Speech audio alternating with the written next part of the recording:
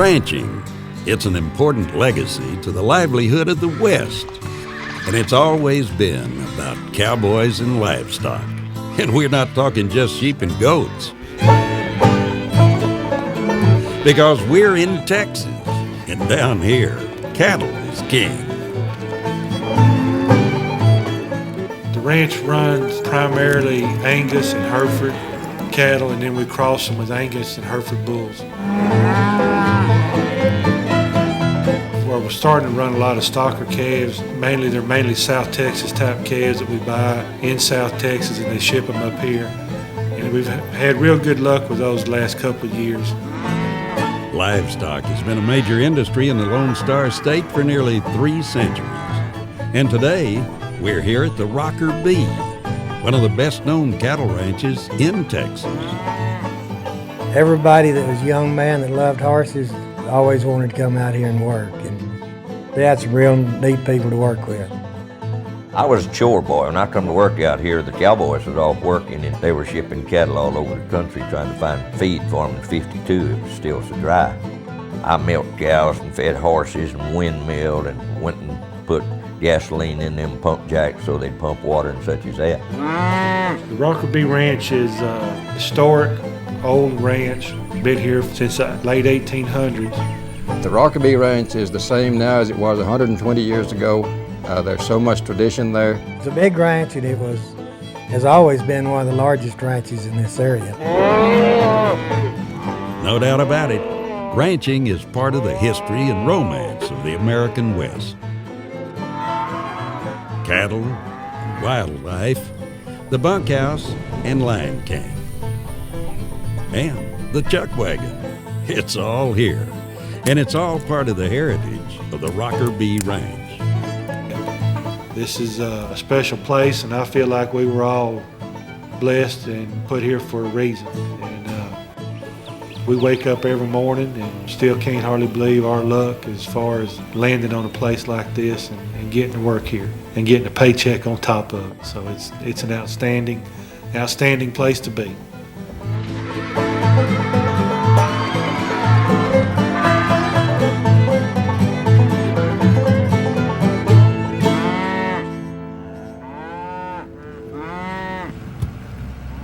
The ranch is 269 sections.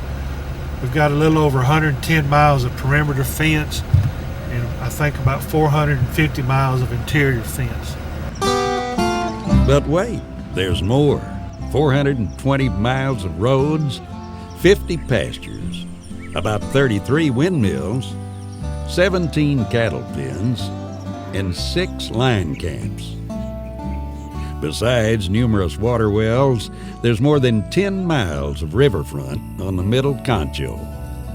We also run about 15 mares. We have our own horse breeding program. Have 15 mares and 2 different studs right now that we're putting on them. We raise and train our own horses, the cowboys here at the ranch. Every year they pick out the ones that they want. That's the horse that goes in their string, and they train it, and break it to ride, and do all the training on it. Texas ranching, as an industry and livelihood, was born in the border area of southeast Texas and southwestern Louisiana. As far back as the 1730s, great longhorn herds ranged along the San Antonio River to feed missionaries, soldiers, and civilians. It was from here that cattle raisers drove their herds to market in New Orleans. The Rocker Bee, originally owned by the Sawyer Cattle Company, started off in 1871 as the Bar S. Eventually, it became one of the largest in the country, sprawling over 2 counties, across acres and acres of dry grass and harsh, untamed Texas prairie.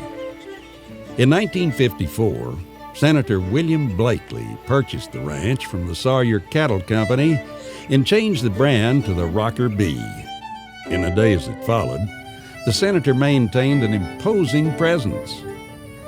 And Mr. Blakely was out one day, and I thought I was going to cut his hair loose. He called me and bring my stuff from over to the line camp, come over. Mr. Blakely was here, and he wanted a shave. And we didn't have a barber chair. We had a recliner. And there he was, laid back in that recliner with lather all over him, me shaving him with a straight razor, a millionaire. My hand was shaking so bad I couldn't hardly hold that straight razor. Nearly a decade later, Blakely deeded the ranch to Texas Scottish Rite Hospital for Children in Dallas. The trustees there decided to invest this income in building a new facility to handle the growing patient population. Then in 1977, the old facility was razed and a brand new, debt-free building was dedicated.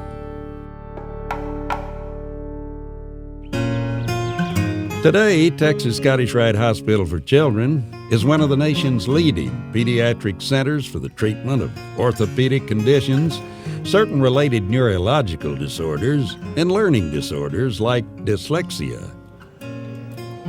Without charge to patient families, admission is open to Texas children from birth to 18 years of age.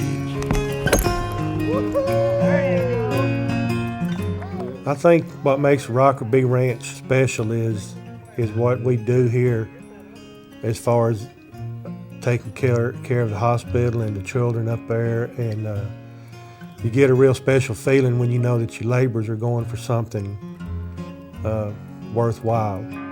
Today, the Rocker B continues to play an important role in the daily care of the patients at the hospital. Revenue from the ranch helps ensure that the patients and families here receive the very best care possible. Good job. The Rocker B has always had a reputation of being a blue ribbon operation, but recently I think it has been taken to the next level to be on a par with some of the reputation ranches in the North Texas area. At this time, the ranch is in extremely good shape. Probably hadn't looked this good probably since 1973 or 74 down here. We've had 43 inches of rain last year, which is double what we normally get.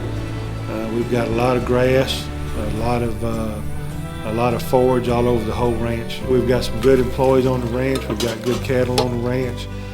I think we're going to be in good shape for several years to come. Ranching is always kind of difficult, but right now we've got good cattle prices, and we've got good grass out here for what we've got on our cattle, and I think we'll be in the game for quite a while. Weather factors aside, the success of any cattle operation is completely dependent on the people who work the ranch.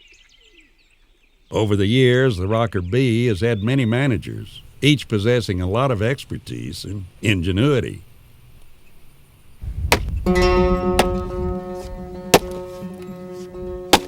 But without question, the most important people on this ranch are the cowboys. You know, we hear so much about that the cowboy is an occupation of the past, that there are no more cowboys. But strange as it may seem, our ranch manager has a waiting list of young men, young couples wanting to hire on to the Rocker B Ranch. And so there is still a large labor force that wants to hire on as cowboys. For the most part, they stick to tradition, they're talented, and they enjoy the outdoor life. We try to hire men for these camps that have families. They seem to work out a little longer and stay in the camps better. So we like families, we like children around here, and that's really what I like to hire, somebody with a family.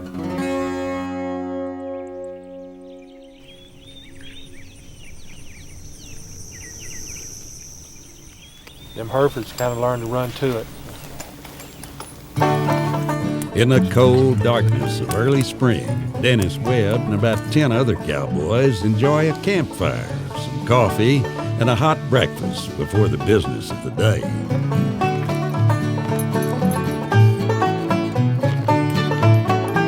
It's April and time for the annual roundup. Webb, director of ranch operations, is leading his men on horseback to gather cows, bulls, and calves from a 5-square-mile pasture known as the North Mustang Draw. During the month, the men will herd about 1,500 cows, separating the calves and preparing them for delivery to market as 750-pound plus feeders by early winter. These calves would be returned to their mothers and turned back out into the pasture. Took them back to the North Mustang pasture. Webb and his crew on horseback separate the calves and the cows. A fire pit with cedar logs is made ready, and soon the branding is underway. The men must first rope each calf by their hind legs, and then drag it over the floor of the dusty corral to a spot where 2 pairs of flankers are waiting. Next, they're flanked, flipped on their side, and pinned down. It's a one-stop shop, and each calf is inoculated, castrated, earmarked, and branded, all in the span of about 20 seconds.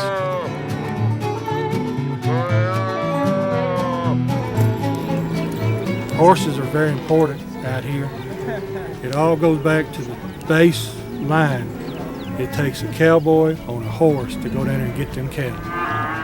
In other words, pickups, jeeps, and four-wheelers aren't much good in this rough country when it comes to driving cattle. And when people go into the Cattleman's Restaurant in Fort Worth and order them a big steak, that steak's there for one reason, is because one of us and one of these men went out there and got that steer and brought him up here, and that's what started the whole process.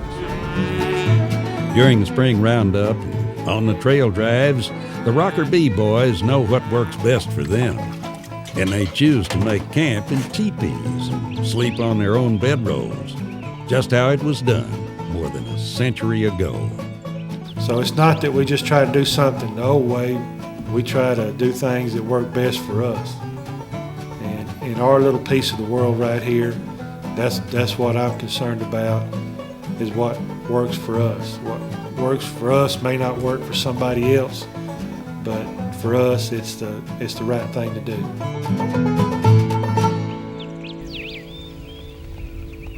Lengthy trail drives require lots of men, and lots of men need lots of food.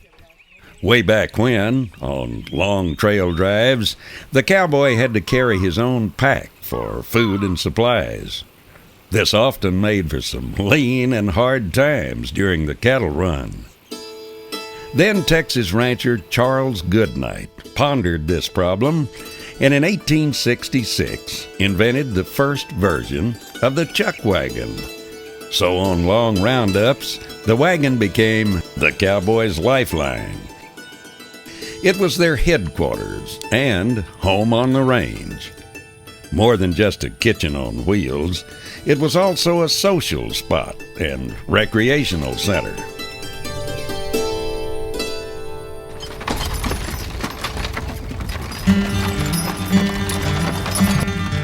We do a lot of things the old-fashioned way, on things that have been time-tested that still work.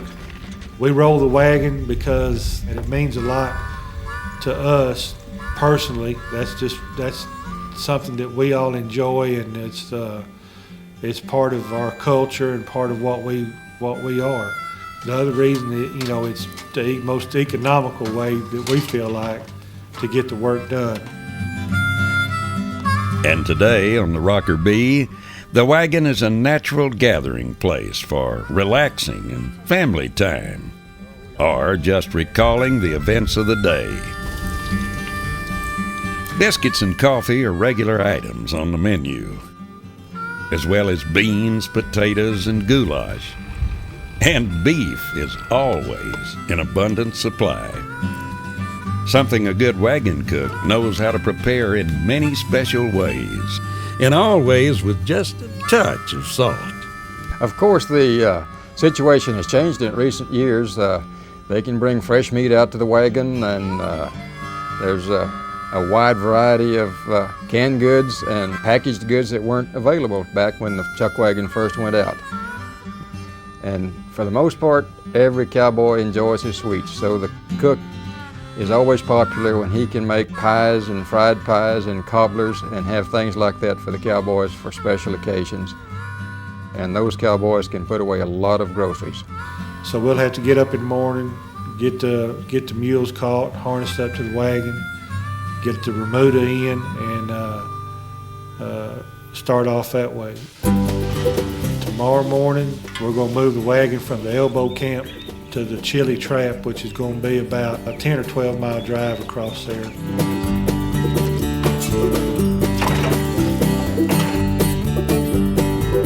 This will be our fourth move. We've been out about 10 days, and we've moved 3 times in 10 days. Tomorrow will be the 4th time. We'll just start off just like anything else. You just step off and get going.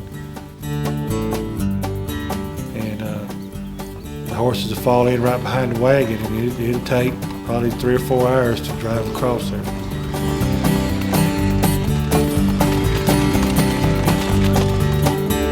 We've left headquarters last Sunday on April the 3rd. We'll make a big circle and end up back here at headquarters somewhere around probably April the 19th or somewhere around there, depending on the weather.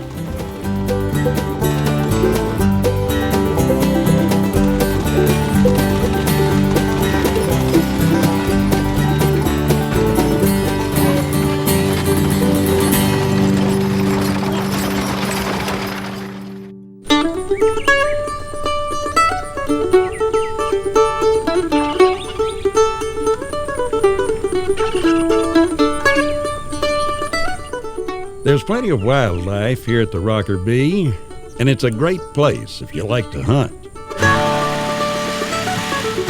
In the beginning, hunting was only a very small sidelight, and then with the cattle prices dipping for a while, hunting has taken its part as a major source of revenue, probably on par with the cattle operation, but they go hand in hand. And this area does really have an economic advantage on the quality of animals that they have and wildlife, and so hunters are really seeking this area out. It's not difficult to sell a program now. It's one of the few ranches in the state of Texas that a man stands a really good chance, low fence, natural habitat of getting a Boone and Crockett buck. Like last year, I got a 170, and I actually took second place in Texas big games for this area off this ranch, Fair Chase, which is awesome. I mean, it was a stand-up 12, beautiful deer. We'd had antelope hunts in the past, but never white-tailed deer hunts. Every time we hunted anything, they hunted the antelope and then they came back for deer. So Dom and I were sitting in the office, and one of the guys, one of our men, called and said they want to shoot one of these Catalina goats. Dom said, we don't have any Catalina goats. And Dr. Swenson got on the horn. He said, oh yeah, we're looking at them, the old Spanish goats. And hunters will hunt anything, you know. Antelope, white-tailed deer, turkey and quail are just some of the hunting opportunities available. Not only is it a source of revenue for the hospital, but also when people from the hunting community, from the family reunion groups, when they go out there and see that Rocker Bee Ranch, well run, well kept, is a part of the Scottish Rite Hospital, that in turn makes them aware of what the Scottish Rite Hospital is, what its mission is, and makes them an additional friend of the hospital. Today, the Rocker Bee continues to blend the best of the old cowboy ranching tradition with modern, more contemporary amenities and technology. I would think things are looking real good right now, better than they've looked probably in quite a while. I hope that things are turning. I hope that we're going to keep getting rain and we're going to keep growing grass. Everything out here on the ranch, animals and people both do a whole lot better when it's get a little bit of rain and you got some green grass to look at, and you can kind of see things down the road a little bit as far as what you can do. There are so many variables in any ranch operation, it's really hard to reach into the future and say this is where we will be in a given number of years.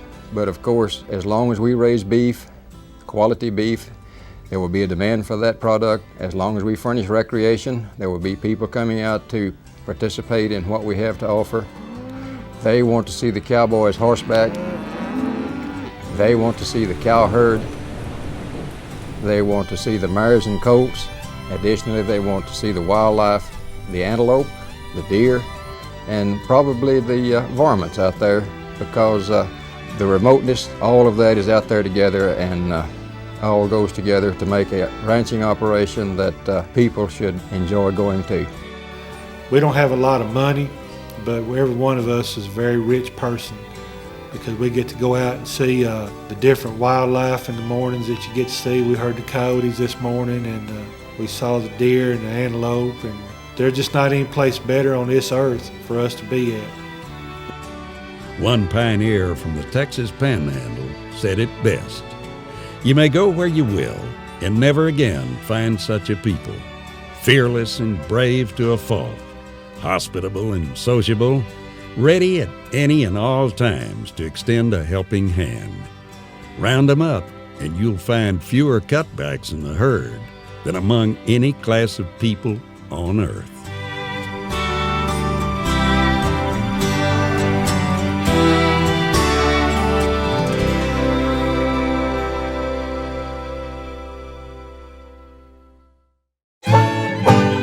Dob, my husband, who passed away the 12th of last month, went to work here in February of 1942, and Dob got a letter from B.A. Basham, who was working here. But he said, you can get on, if you make a hand, you might can get a house.